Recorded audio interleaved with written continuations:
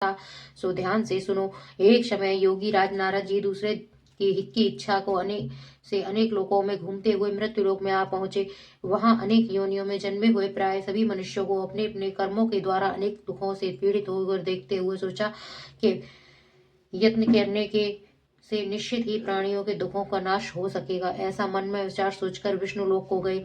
वहां श्वेत वर्ण और 4 भुजाओं वाले देवों के ईश नारायण को देखा, जिनके हाथ में शंख चक्र गदा और पद्म थे तथा वरमाला पहने हुए थे। स्तुति करने लगे, हे भगवान, आप अत्यंत शक्ति से संपन्न हैं।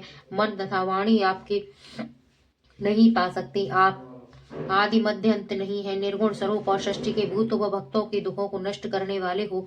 आपके नमस्कार है। नारद जी से इस प्रकार की स्तुति सुनकर विष्णु भगवान बोले, हे मुनि श्रेष्ठ, आपके मन में क्या है? आपका किस कामना के लिए आगमन हुआ है? निसंकोच कहिए। नारद बोले, मुनि, मृत्युलोक में सब मनुष्यों को अनेक योनियों में पैदा हुए अपने अपने कर्मों के द्वारा अनेक प्रकार के दुखों से दुखी हो रहे हैं। हे नाथ, मुझ पर दया रखते हो तो बतलाइए कि उन मनुष्यों के सब दुखों को थोड़े ही प्रयत्न से कैसे दूर की कर सकते हैं। श्री भगवान जी बोले, हे नारद, मनुष्यों की भलाई के लिए तुमने बहुत अच्छी बात पूछी है। जिस काम के करने से मनुष्य मोह से छूट जाता है वह मैं कहता हूँ, सुनो। बहुत पुण्य देने वाला स्वर्ग तथा मृत्यु लोक दोनों में दुर्लभ एक उत्तम व्रत है। आज मैं प्रेम वश होकर तुमसे कहता हूँ, सत्यनारायण का यह व्रत अच्छी तरह विधि पूर्वक करने मनुष्य आयु उपरांत यहाँ सुख भोग कर मरने पर मोक्ष को प्राप्त होता है। श्री भगवान के वचन सुनकर नारद जी बोले कि उस व्रत का फल क्या है, क्या विधान है और किसने यह व्रत किया है और किस दिन यह व्रत करना चाहिए, विस्तार से कहिए। भगवान बोले, दुखी शोक आदि से दूर करने वाला, धन धान्य को बढ़ाने वाला, सौभाग्य संतान को देने वाला यह व्रत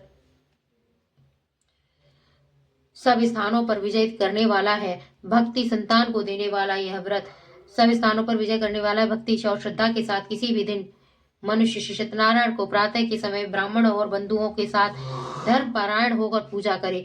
भक्ति भाव से नैवेद्य, केले का फल, घी, दूध और गेहूं का चूर्ण सवाया लेवे। गेहूं अभाव में साठी का चूर्ण लेकर शक्कर गुड़ ले और सब भक्षण योग पदार्थ जमा करके भगवान को अर्पण कर देवे तथा बंधु बांधवों सहित ब्राह्मणों को भोजन करावे। तत्पश्चात स्वयं भोजन करे, नित्य गीत आदि का आचरण कर सत्यनारायण भगवान का स्मरण करते हुए स्वयं व्यतीत करे।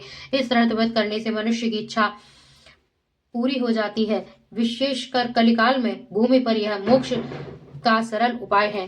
श्रीनाथ नारायण वासुदेवा, श्री कृष्ण गोविंद हरे मुरारी। हे नाथ नारायण वासुदेवा, राधे कृष्णा राधे कृष्णा राधे राधे कृष्णा कृष्णा। सूत जी बोले कि हे ऋषियों, जिसने पहले समय में इस उत्तम व्रत को किया है उसका इतिहास में व्रत को किया है, इसे इतिहास में कहता हूँ, ध्यान से सुनो। सुंदर काशी नगरी में एक अत्यंत निर्धन ब्राह्मण रहता था। वह भूख और प्यास से बेचैन हुआ नित्य पृथ्वी पर घूमता था। ब्राह्मणों से प्रेम करने वाला भगवान को ब्राह्मणों को दुखी देखकर बूढ़े ब्राह्मण का रूप धार कर आदर के आए और पास आकर बोले कि पूछा कि हे विप्र, नित्य दुखी हुआ पृथ्वी पर क्यों घूमता है? बोले, हे श्रेष्ठ ब्राह्मण, यह सब मुझसे कहो, मैं सुनना चाहता हूँ। ब्राह्मण बोले, हे निर्धन, मैं निर्धन हूँ, भिक्षा के लिए पृथ्वी पर फिरता हूँ। हे भगवान, यदि आप इसका कोई उपाय जानते हो तो कृपा करके कहिए। वृद्ध ब्राह्मण बोले कि सत्यनारायण भगवान मनवांछित फल को देने वाले हैं, इसलिए ब्राह्मण तू उनका पूजन कर, जिसके करने से मनुष्य सब दुखी से मुक्त हो जाता है। ब्राह्मणों का व्रत कर सारा विधान बतलाकर बूढ़ा ब्राह्मण रूप धारण करने वाला सत्यनारायण भगवान का अंतर ध्यान हो गई। जिस व्रत के वृद्ध ब्राह्मण ने बतलाया है मैं उसको करूंगा, यह निश्चित करके वह उस रात में नींद नहीं आई। वह सवेरे उठ सत्यनारायण का व्रत कर निश्चित कर भिक्षा के लिए चला। उसको भिक्षा में बहुत सा धन मिला। बंधु बांधवों के साथ उसने सत्यनारायण का व्रत किया। इसके करने से ब्राह्मण सब दुखों से छूटकर अनेक प्रकार की संपत्ति से युक्त हुआ। उस समय से वह ब्राह्मण हर समय हर मास व्रत करने लगा। इस तरह सत्यनारायण भगवान का व्रत की जो करेगा वह मनुष्य सब दुखों से छूट जाएगा। इसी तरह नारद जी से नारायण ने कहा, हुआ यह व्रत मैंने तुमसे कहा। हे विप्रो, मैं अपने और क्या कहूँ? ऋषि बोले, हे मुनीश्वर, संसार में इस ब्राह्मण ने सुनकर किस किसने यह व्रत किया है, हम यह सुनना चाहते हैं। इसके लिए हमारे मन में बड़ी श्रद्धा है। सूत जी बोले, हे मुनियों, जिसने यह व्रत किया है वह सब मैं सुनाता हूँ। एक समय ब्राह्मण एक ब्राह्मण था और ऐश्वर्य के अनुसार बंधु बांधवों के साथ व्रत करने के तैयार हुआ। उसी समय एक लकड़ी बेचने वाला बूढ़ा आदमी आया और बाहर लकड़ियों को रखकर ब्राह्मण के मकान में गया। प्यास से दुखी लकड़हारा उसके व्रत के करते हुए देखकर ब्राह्मण को नमस्कार करके कहने लगा, आप क्या कर रहे हैं और इसके करने से क्या फल मिलता है, कृपा कर मुझको बतलाएं। ब्राह्मण ने कहा, सब मनोकामना को पूर्ण करने वाला है सत्यनारायण भगवान का व्रत है। इसकी कृपा से मेरे यहाँ धन धान्य आदि में वृद्धि हुई है। ब्राह्मण इस व्रत को बारे में जानकर ब्राह्मण लकड़हारा बहुत प्रसन्न हुआ। चरणामृत और प्रसाद खाने के बाद अपने घर को गया। उसी सत्यनारायण भगवान देव ने उत्तम व्रत करूंगा यह मन में विचार करके बूढ़ा आदमी लकड़हारी सिर पर रखकर जिस नगर में धनवान लोग रहते थे वह एक सुंदर नगर गया और रोज वहां पर उसे लकड़ियां दाम पहले दिनों से चौगुना मिला। तब वह बूढ़ा लकड़हारा दाम लेकर अति प्रसन्न होकर पक्के के लिए बोले, शक्कर, घी, दूध, दही, गेहूं और आटा इत्यादि सत्यनारायण भगवान का व्रत कुल सामग्री लेकर अपने घर को गया। फिर वह अपने भाइयों को बुलाकर विधि से भगवान की पूजन की व्रत किया और व्रत के प्रभाव से बूढ़ा लकड़हारा धन पुत्र आदि से युक्त हुआ और संसार के समस्त सुखों को भोग और वैकुंठ को प्राप्त हो गया। तीसरा अध्याय। श्रीमन नारायण नारायण नारायण भजवन नारायण नारायण नारायण श्री कृष्ण गोविंद हरे मुरारी हे नाथ नारायण वासुदेवा राधे कृष्णा राधे राधे कृष्णा कृष्णा। सूत जी बोले, हे श्रेष्ठ मुनि, अब आगे की कथा कहता हूँ उसे सुनो। पहले समय में उल्कामुख नाम का एक बुद्धिमान राजा था। वह सत्यवक्ता और जितेंद्रिय था। प्रतिदिन देव स्थानों पर जाता तथा गरीबों को धन देकर उनके कष्टों को दूर करता था। उसकी पत्नी कमल के समान मुख वाली और सती साध्वी थी। भद्रशीला नदी के तट पर उन दोनों ने श्री सत्यनारायण का व्रत किया। उस समय वहां पर एक साधु वैश्य आया। उसके पास व्यापार के लिए बहुत सा धन था। वह नाव के किनारे ठहराकर राजा के पास आ गया और राजा को व्रत करते हुए देखकर विनय के साथ पूछने लगा कि हे राजन, भक्ति युक्त चित्त से यहाँ आप क्या कर रहे हैं, मेरी सुनने की इच्छा है, सो आप मुझे यह बतलाइए। राजा बोले, हे प्रभु, अपने बंधु बांधवों के पुत्र आदि की प्राप्ति के लिए मना शक्तिवान सत्यनारायण भगवान का व्रत पूजन इत्यादि किया जा रहा है। राजा के वचन सुनकर साधु से आदर से बोले, हे राजन, मुझसे इसका सब विधान कहो, मैं भी आपके कथा अनुसार इस व्रत को करूंगा। मेरे भी कोई संतान नहीं है, इससे निश्चित ही होगी। राजा से सब विधान सुनकर व्यापार से निवृत्त हो आनंद के साथ घर गया। साधु ने अपनी स्त्री से संतान को देने वाले इस व्रत को समाचार सुनाया और कहा कि जब मेरे संतान होवेगी तब मैं इस व्रत को करूंगा। साधु ने ऐसे वचन अपनी स्त्री से लीलावती से कहे। एक दिन उसकी स्त्री लीलावती पति के साथ आनंदित हो सांसारिक धर्म में प्रयुक्त होकर सत्यनारायण भगवान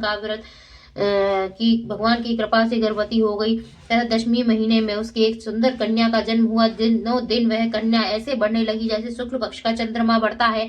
कन्या का नाम लीलावती रखा गया। तब लीलावती ने मीठे शब्दों में अपने पति से कहा कि आप संकल्प कर किया भगवान का व्रत करूंगा, अब आप उसे करिए। साधु बोले, हे विप्र, हे प्रिय, उसके विवाह पर करूंगा। इस प्रकार अपनी पत्नी को आश्वासन दे वह नगर को गया। कलावती पितृगृह में वृद्धि को प्राप्त हो गई। साधु ने जब नगर के सखियों के साथ अपनी पुत्री को देखा तो तुरंत दूध बुलाकर कहा कि पुत्री के वास्ते सुयोग्य वर देख कर लाओ। लड़की के लिए स्वर्ण योग्य वाणिक पुत्रों को लेकर आया गया और उस योग लड़के से देखकर साधु के अपने बंधु बांधवों से प्रसन्नचित अपनी पुत्री का विवाह उसके साथ कर दिया।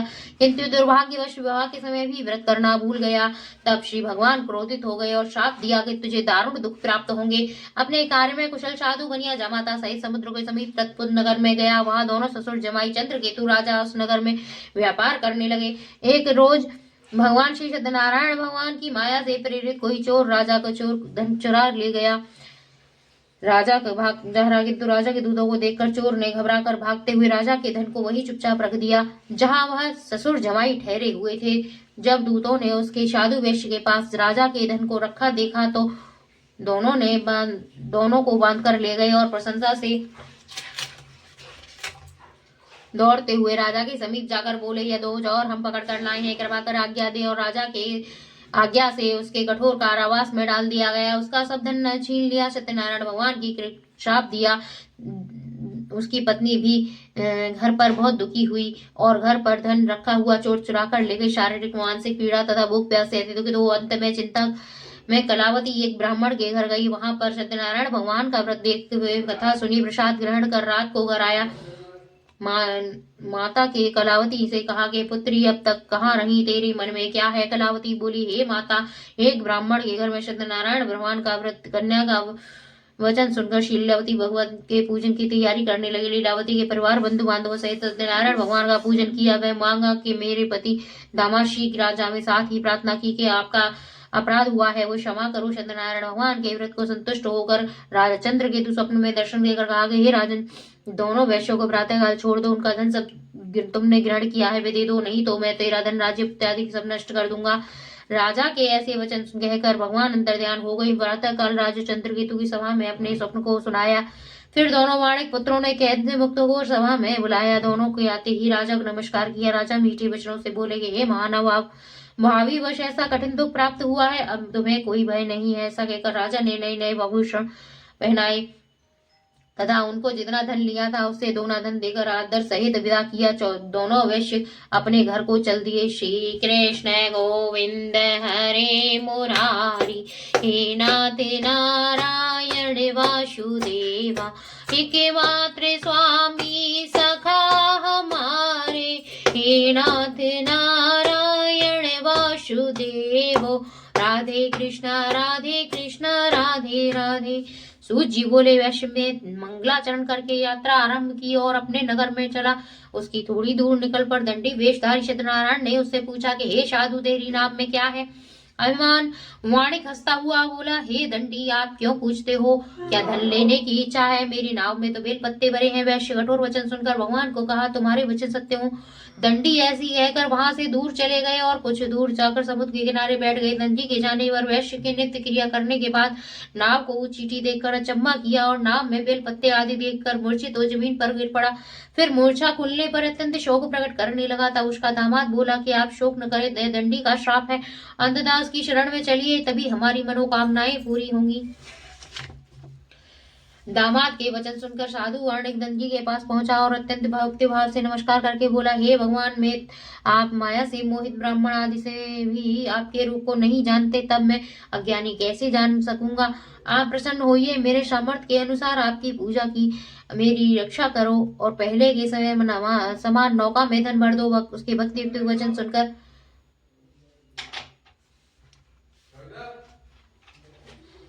भगवान प्रसन्न से हो इच्छा अनुसार वर देकर अंतर्ध्यान हो गई। तब उन्होंने नाव आकर देखा, नाव धन पूर्ण सत्यनारायण भगवान का पूजन कर साथियों के सहित अपने नगर को चल पड़ा। जब वह नगर के निकट पहुंचा तब दूत घर को भेज दिया। दूत साधु के घर उसकी स्त्री के साथ नमस्कार कर साधु आदि दामाद सहित नगर के समीप आ गई। ऐसे वचन सुनकर साधु की स्त्री ने बड़े हर्ष के साथ सत्यदेव का पूजन कर पुत्र आदि के अपने पति को दर्शन के जाता हूँ, तू कार्य पूर्ण कर शीघ्र आना। माता के ऐसे वचन सुनकर कलावती प्रसाद छोड़कर पति के पास गए। प्रसाद की आज्ञा के कारण सत्यदेव ने रुष्ट हो गए, उसके पति के नाव सहित पानी में डुबो दिया। कलावती अपने पति को देखकर रोती हुई जमीन पर गिर गई। इस तरह नौका को डूबा हुआ देख तथा कन्या को रोता हुआ देख साधु दुखित हो बोला, हे प्रभु, यह मेरे परिवार से क्या भूल हुई है, उसे क्षमा कर दीजिए, उसे क्षमा कर दीजिए। उसके दीन वचन सुनकर सत्यदेव प्रसन्न हो गए। आकाशवाणी हुई कि तेरी कन्या मेरा प्रसाद छोड़कर आई है, इसीलिए तेरा पति अदृश्य हो गया है। यदि वह घर जाकर प्रसाद खाकर लौटे तो पति अवश्य मिलेगा। ऐसी आकाशवाणी सुनकर कलावती अपने नगर को पहुंची, प्रसाद खाया, फिर आकर पति के दर्शन तत्पश्चात बंधु बांधवों से सत्यदेव की विधि पूर्वक पूजन किया। दिन प्रत्येक पूर्णिमा को सत्यनारायण भगवान का पूजन कर कथा कहने लगी। फिर श्लोक का सुख भोग कर अंत में स्वर्लोक को गया। श्रीमन्नारायण नारायण नारायण भजवन नारायण नारायण नारायण, श्री कृष्ण गोविंद हरे मुरारी, हे नाथ नारायण वासुदेवा, राधे कृष्ण राधे राधे कृष्ण कृष्ण। सूत जी बोले, हे ऋषियों, मैं और भी कथा कहता हूँ, सुनो। प्रजा पालन में लीन तो गदध्वज नाम का एक राजा था। उसके भगवान के प्रसाद त्याग कर बहुत साधन पाया। एक समय वन में जाकर कन्या के पशु मार कर बढ़ के नीचे आया। वहां उसने ग्वाल के भक्ति भाव से बंद बांधो सत्यनारायण भगवान का पूजन करते देखा। राजा कर मान कवच कहा नहीं आया गया और नमस्कार किया। जब ग्वालों ने भगवान को प्रसाद को उसके सामने रखा तो वह प्रसाद को त्याग कर अपनी सुंदर नगरी को चल पड़ा। वहीं उसने अपना सब कुछ नष्ट पाया और वह जान गया कि यह सब भगवान की कृपा से। तब विश्वास कर ग्वालों के समीप गया और विधि पूर्वक पूजन कर प्रसाद खाया तथा सत्यदेव ने कृपा से पहले जैसा था वैसा ही हो गया। फिर दीर्घ काल तक शुभ होकर मरने पर स्वर्गलोक हो गया। तो मनुष्य इस परम दुर्लभ व्रत को करेगा, भगवान की कृपा से उसे धन धान्य प्राप्ति होगी तथा सब मनोरथ पूर्ण होंगे। अंत में वैकुंठ धाम को जाता है। जिन्हें पहले इस व्रत को किया है अब उसके दूसरे जन्म की कथा कहता हूँ। व्रत सनातन ब्राह्मण सुदामा का जन्म लेकर मोक्ष को पाया। उल्का मुख नाम का राजा दशरथ होकर वैकुंठ को प्राप्त हुआ। साधु नाम का वैश्य मोरध्वज बनकर अपने पुत्र को आरे से चीर कर मोक्ष को प्राप्त हुआ। महाराज तुंगध्वज ने स्वयं भू होकर भगवान को में भक्ति युक्त कर्म कर मोक्ष को प्राप्त किया। यदि श्री सत्यनारायण व्रत पूर्णम। बोलिए श्री सत्यनारायण भगवान की जय। श्री कृष्ण गोविंद हरे मुरारी। हे नाथ नारायण वासुदेव। एक मात्र स्वामी सखा हमारे। हे नाथ नारायण वासुदेव। राधे कृष्ण कृष्ण।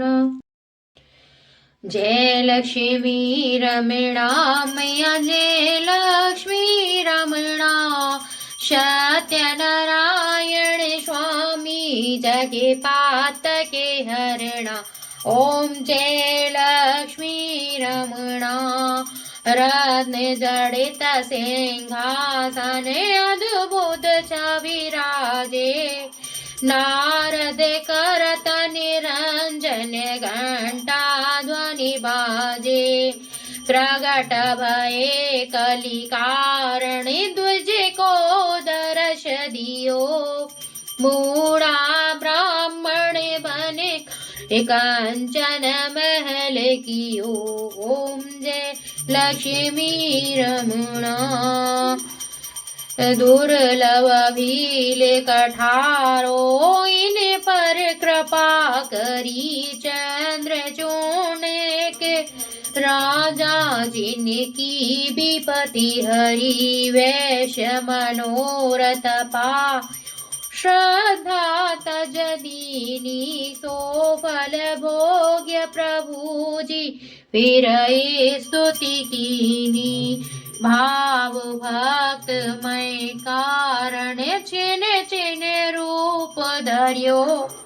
मुन चित फल पावत दीन दयालि हरि। चढ़त प्रसाद सवाया कदली फल मेवा।